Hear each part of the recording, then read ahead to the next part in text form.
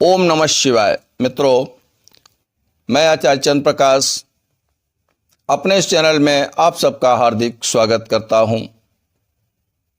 आज मैं आपको इस वीडियो के माध्यम से बताऊंगा कि आदिशक्ति भगवती माँ दुर्गा की कृपा जब आपके ऊपर होती है, उनका वास जब आपके घर में होता है, तो आपको कुछ संकेत मिला करते हैं।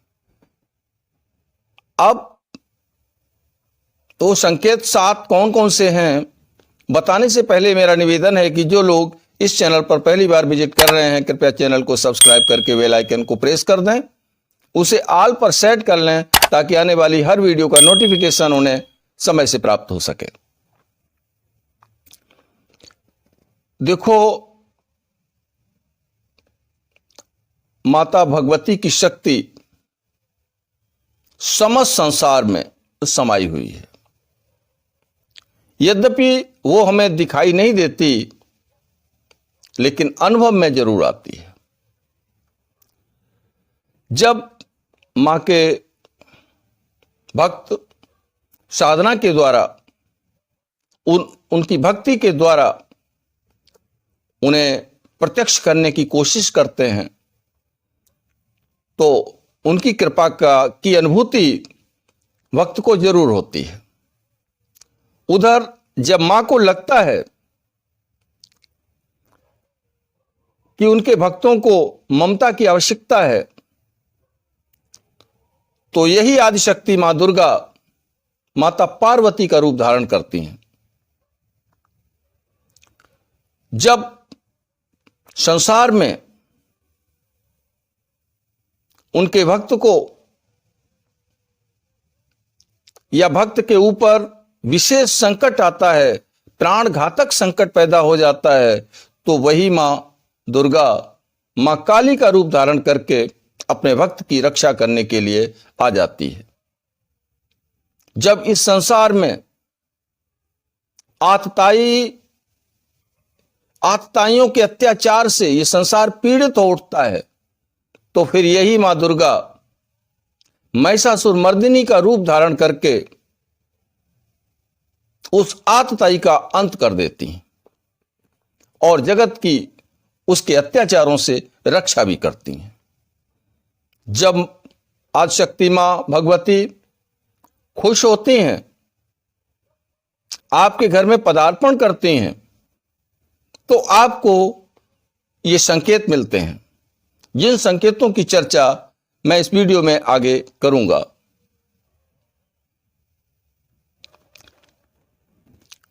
तो वो कौन से संकेत हैं जो भगवती हमें दिया करती हैं खुश होने पर? तो पहला संकेत, साधक या उनका भक्त अपनी भक्ति में तत्परता पूर्वक लग जाता है। हर समय उसे मां ही दिखाई देती है। हर समय उनके मंत्र का जाप उसके मन में चलता रहता है। कितनी भी परेशानी आ जाए, शरीर में कष्ट आ जाए, लेकिन वो भक्ति करना नहीं छोड़ता। वो एन कैन प्रकारेण माता की पूजा के लिए समय निकाल ही लेता है और वो भक्ति में लगा ही रहता है। यानी भक्ति में तत्परता उसकी बढ़ जाती है। ये पहला संकेत है। दूसरा संकेत, जब माता का भक्त उनकी भक्ति में भाव विभोर होकर के भक्ति करता है, तो उसकी आंखों से आंसुओं की अविरल धारा बहने लगती है। कहीं कथा सुनता है उनकी, कहीं उनके नाटक वगैरह देखता है, किसी रंगमंच पर, तो उसके रोंगटे खड़े हो जाते हैं और अंदर से इतना आनंद उमगता है कि फिर उसके आंसुओं की धारा बह चलती है। बात बात में वो भावुक हो उठता है। अगर ऐसा होता है तो ये मां की असीम कृपा है। तीसरा संकेत होता है कि जब माता खुश होती है तो उसके पूरे परिवार में सामंजस्य बढ़ जाता है, मतभेद समाप्त हो जाते हैं। प्रत्येक घर का सदस्य एक दूसरे का सम्मान करता है, एक दूसरे की बात का ख्याल रखता है, एक दूसरे की सेवा करने की कोशिश करता है और घर में स्वर्ग जैसा माहौल बनना शुरू हो जाता है। यह कृपा का उनका तीसरा संकेत होता है। चौथा संकेत भक्त को अपनी मां की भक्ति में, भगवान की भक्ति में असीम आनंद आता है। साथ ही साथ उसका विश्वास इतना अटूट हो जाता है कि लाख कोशिश करने के बाद में भी वो डगमगाता नहीं है। आप देखिए, महाभारत की कथा में चले जाइए। माता द्रौपदी ने जब उनका चीरहरण करने की कोशिश की जा रही थी, भगवान कृष्ण को इसी भाव दशा में आकर के पुकारा था और भगवान कृष्ण ने उनकी रक्षा की थी, उनकी साड़ी को बढ़ाया था। ऐसे ही माता भी अपने भक्त की रक्षा भी करती है, उसे उसके कष्टों से बचाती भी है। अटूट विश्वास की आवश्यकता है, अटूट निष्ठा की आवश्यकता है। अगर साधक के जीवन में ऐसा होता है तो वह समझ जाए कि मां की हमारे ऊपर असीम कृपा हो रही है। यह चौथा संकेत था। पांचवा संकेत यह है कि उसके अंदर मानवीय गुणों का विकास होना शुरू हो जाता है। उसके अंदर दया, प्रेम, करुणा की भावना बढ़ जाती है। वो किसी गरीब के दुख को देख नहीं पाता, दूसरे के दुख से वो स्वयं दुखी हो उठता है और दूसरे के सुख को देखकर सुखी हो उठता है। दूसरे के सुख को देखकर वो बहुत ज्यादा सुखी हो जाता है। ऐसी स्थिति में उसे दिव्य दृष्टि प्राप्त हो जाती है। उसका मन हमेशा धार्मिक कार्यों में ही लगा रहता है, उनसे हटने का मन ही नहीं करता। वो किसी व्यक्ति को सर्दी से ठिठुरते हुए देखता है तो अपने शरीर का वस्त्र उतार के उसको दे देता है। भूखे को वो भूखा नहीं देख सकता, प्यासे को वो प्यासा नहीं देख सकता, उसकी व्यवस्था करता है, उसको अन्न जल देने की पूरी कोशिश करता है। बेशक इसमें उसको कष्ट हो, लेकिन वो कष्ट नहीं देखता। वो इतना उदार हो जाता है कि वो दे ही देता है। अपने मुंह का कौर भी भूखे को देने में नहीं हिचकता। ये मां की कृपा का पांचवा संकेत है। साथ ही साथ उसके अंदर भक्ति का इतना अटूट विश्वास हो जाता है कि चाहे उस पर लाख संकट आ जाएं, लेकिन वो भक्ति नहीं छोड़ता। मीरा पर कितने संकट आए थे, तो क्या मीरा ने संकटों की परवाह की? संकटों को हंसते हंसते झेला,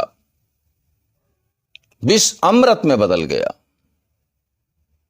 प्रहलाद को जंजीरों में बांध करके पहाड़ से नीचे गिराया गया।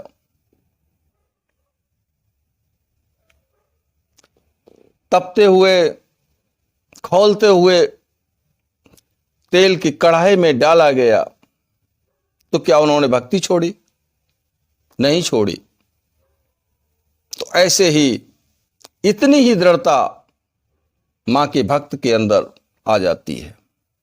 अगर ऐसा होने लगता है, कष्टों को सहन करने की प्रवृत्ति उसकी बढ़ जाती है, दूसरों को सुखी करने की प्रवृत्ति बढ़ जाती है, तो समझिए कि मां की असीम कृपा उस साधक के ऊपर हो रही है।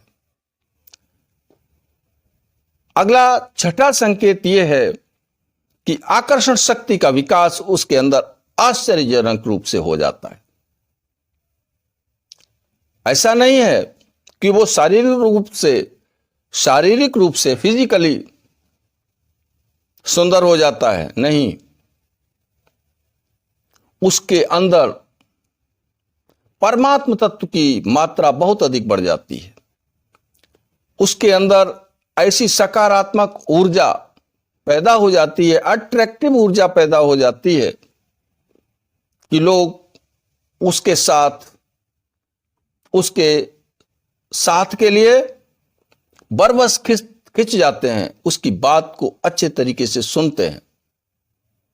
उसके प्रभामंडल का विकास इतना अधिक हो जाता है कि वह आकर्षण का केंद्र बन जाता है। कभी कभी यदि उसके मुख से ऐसी कोई बात निकल जाती है, वो सत्य सिद्ध हो जाती है, यानी कि वाणी की सिद्धि उसे प्राप्त हो जाती है। और सातवां है,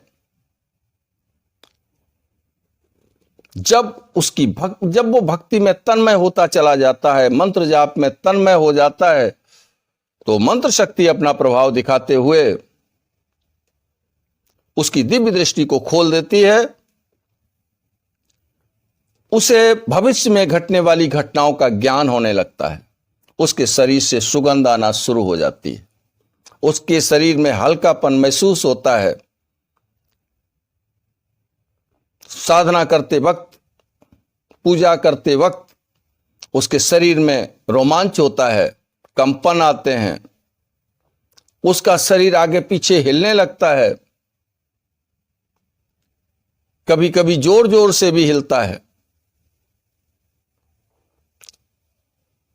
उसकी पूजा के दीपक में फूल बनने लगता है। पूजा करते समय कभी जो फूल वो माता पे चढ़ा रहा है वो उसकी तरफ आके गिर जाते हैं। ये मां के आशीर्वाद का प्रतीक होता है। तो ऐसे ऐसे शुभ संकेत उसे अपने जीवन काल में मिलना शुरू हो जाते हैं। इनमें से एक या सभी या कुछ संकेत भक्त को अगर अपने जीवन में मिलें तो वो समझ जाए कि वो भगवान माता भगवती की कृपा का पात्र बन चुका है, उसके घर में भगवती का वास हो चुका है। अब उसे किसी प्रकार की चिंता करने की आवश्यकता नहीं है, बल्कि चिंतन करने की आवश्यकता है। मां का भक्त धन धान्य से हमेशा भरा और सुखी रहता है। आशा करता हूं वीडियो में दी गई जानकारी आपके लिए काफी यूजफुल साबित होगी। आपको जरूर लाइक हुई होगी, पसंद आई होगी। अगर ऐसा है तो इस वीडियो को भी लाइक जरूर करें, अपने मित्रों में शेयर करें, कमेंट में जय मां दुर्गा जरूर लिखें। चलता हूं, मिलूंगा अगले वीडियो में नई जानकारी के साथ। तब तक के लिए ओम नमः शिवाय। ओम नमः शिवाय, ओम नमः शिवाय।